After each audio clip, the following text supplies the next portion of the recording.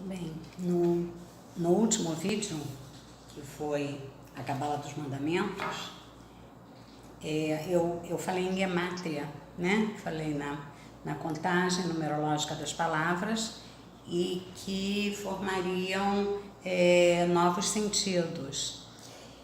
Mas, e fiquei de apresentar também algumas possibilidades de gemátria com o número 613. Mas antes disso, achei interessante fazer um vídeo explicativo como funciona a gemátria, o que é a gemátria. Já vimos num outro vídeo que exemplificamos com o livro Código da Vinci, vimos dois métodos de decifração e como eles funcionam. A Tmurá, que é o anagrama ou troca de letras, e o código Atbash. A gemátria é um terceiro código de decifração, que trabalha também com a letra, né? Trabalha com, da mesma forma que a Tmurá, né? Que o anagrama trabalha, mexe com as letras dentro da palavra e forma um novo sentido, e o alfabeto Atbash também trabalha com a letra. A gemátria, que em português se traduz aproximadamente como numerologia, também vai trabalhar diretamente com a letra. E qual é o objetivo desses métodos de decifração? Achar segredos embutidos no texto explícito, né? O não dito dentro do dito. Então, o que é exatamente a gemátria? Atribui-se a cada letra um valor numérico crescente, né? 1, 2, 3, 4, 5, de acordo com a ordem alfabética.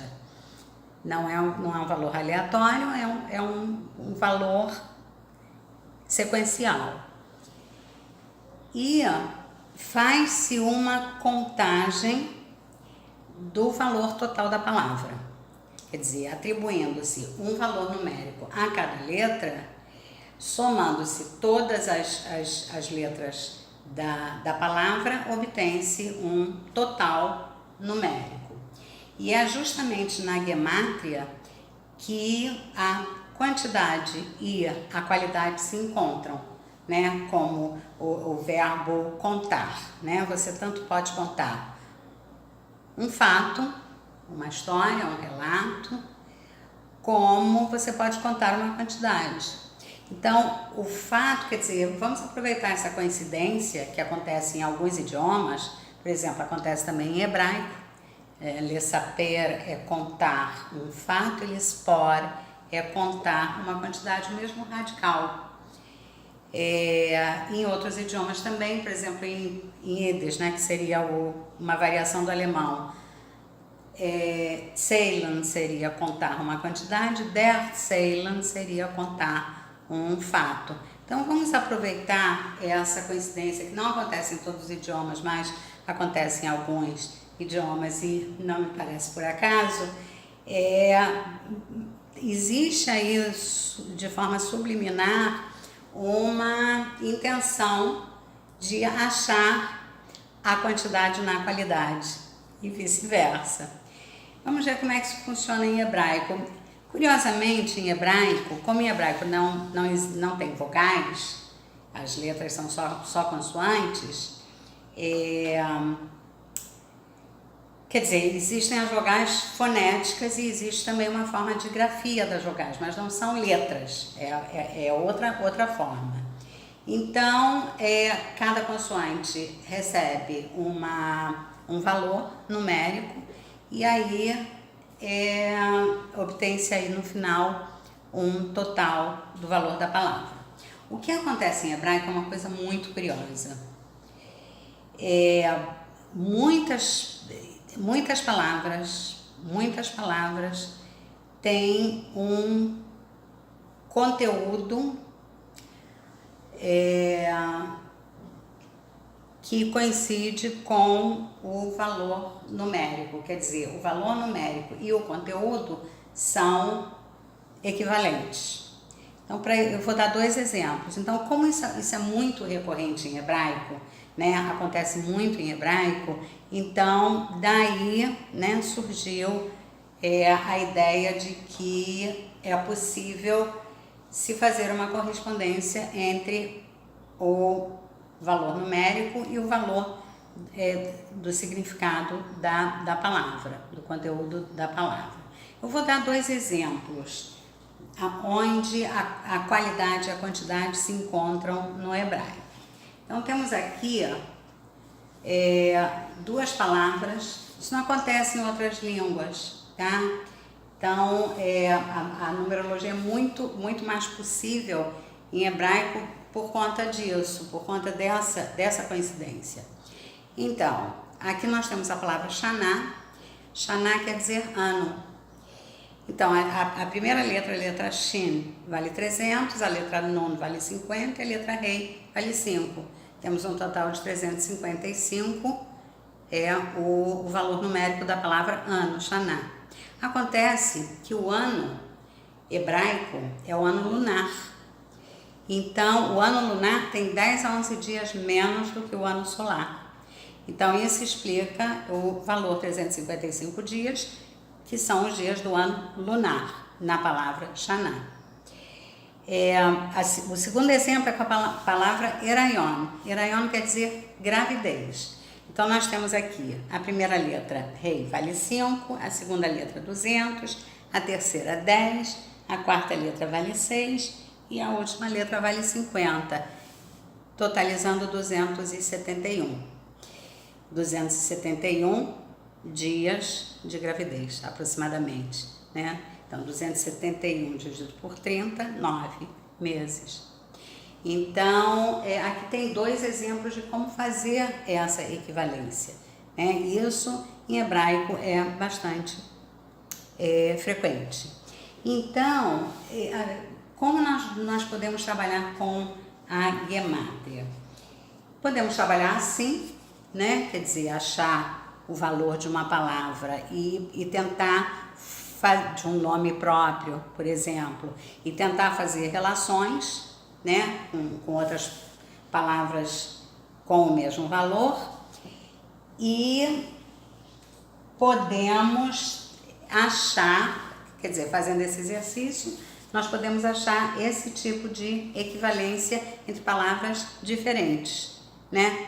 Isso também contém um segredo, que quando falamos dos primeiros códigos de decifração, no outro vídeo, dissemos que eles existem justamente para achar o não dito dentro do dito.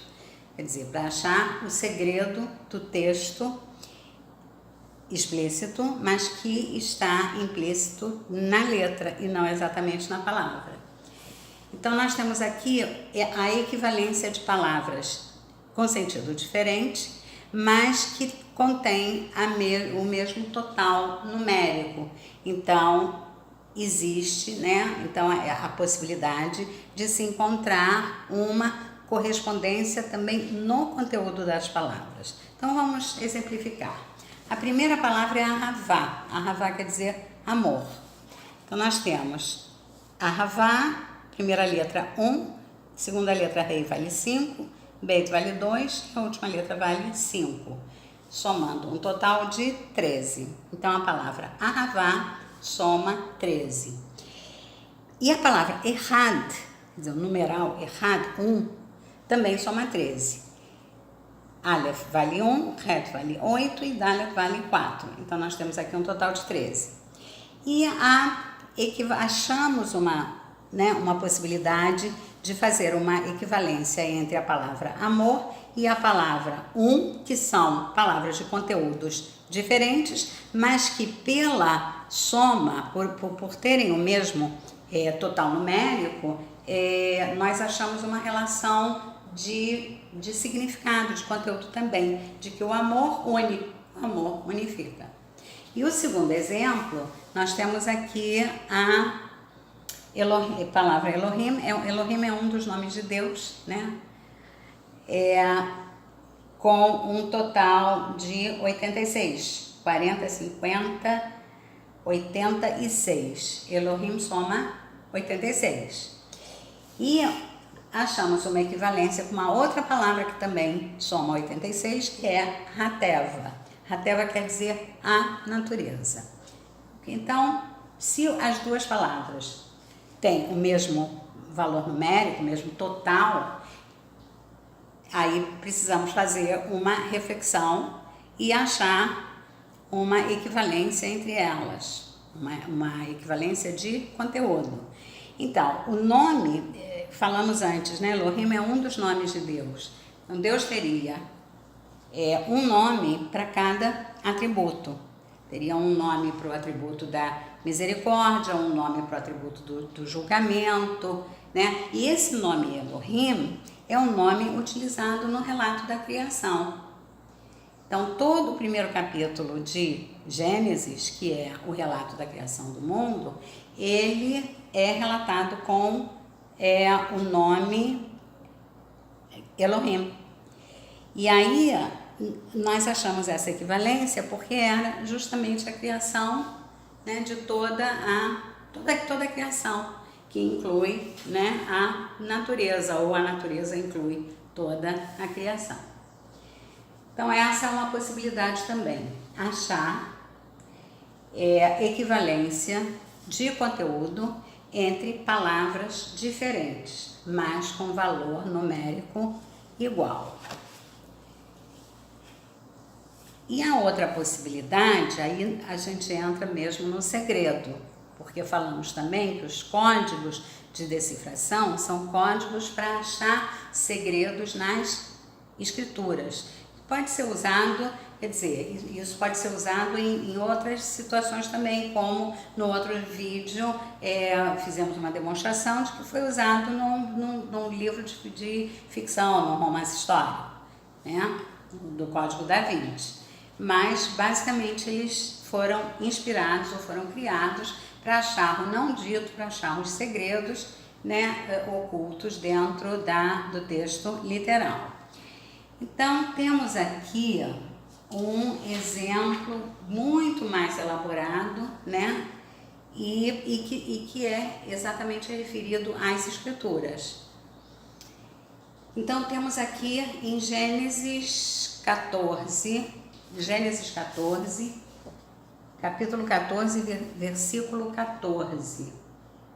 Parece que ali tem o relato da Primeira Guerra, o primeiro relato de guerra da Torá.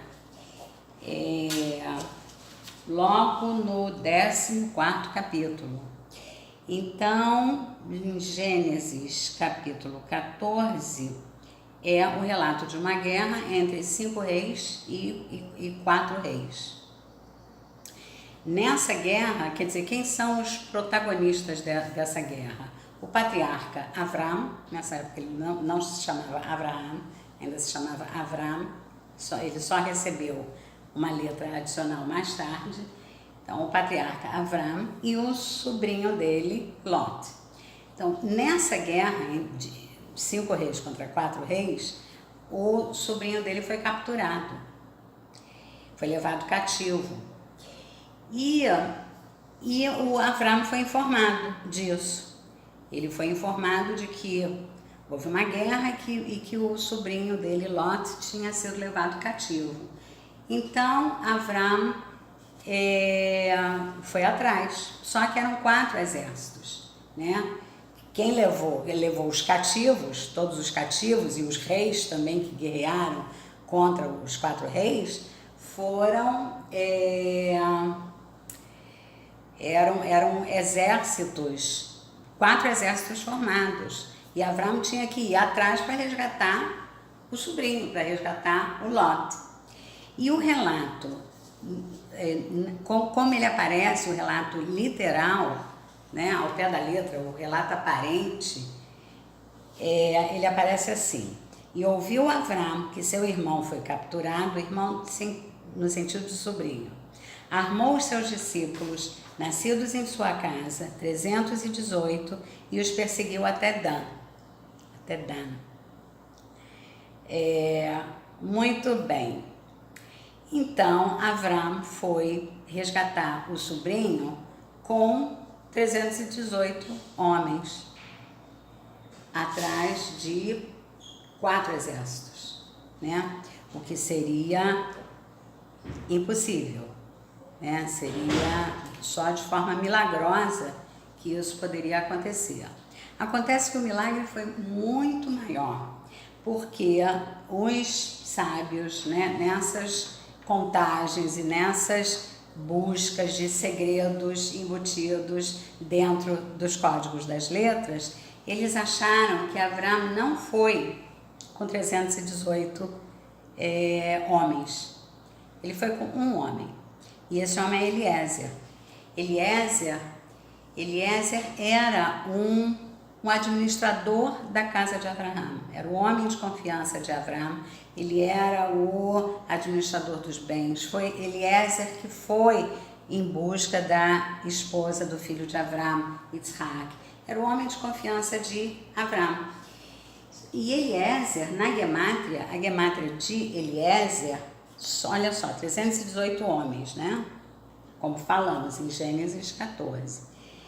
A gemátria de Eliezer soma a primeira letra 1, Lamed 30, terceira letra 10, Ain 70, Zain 7, Reis 200. Essa soma dá exatamente 318 homens. Então, na realidade, os sábios, por esse código, descobriram um segredo, que na realidade o versículo poderia ser lido da seguinte maneira: e ouviu Avram que seu irmão foi capturado, armou seu discípulo nascido em sua casa, Eliezer, e os perseguiu até Dan. Confuso, né? Mas eu espero que tenha ficado claro. E com isso, já que conhecemos a gemátria, vamos, na próxima ocasião, fazer a gemátria, algumas possibilidades de contagem, de gemátria, numerologia ou contagem do número 613, conforme mencionamos no último vídeo. Muito obrigada e até a próxima.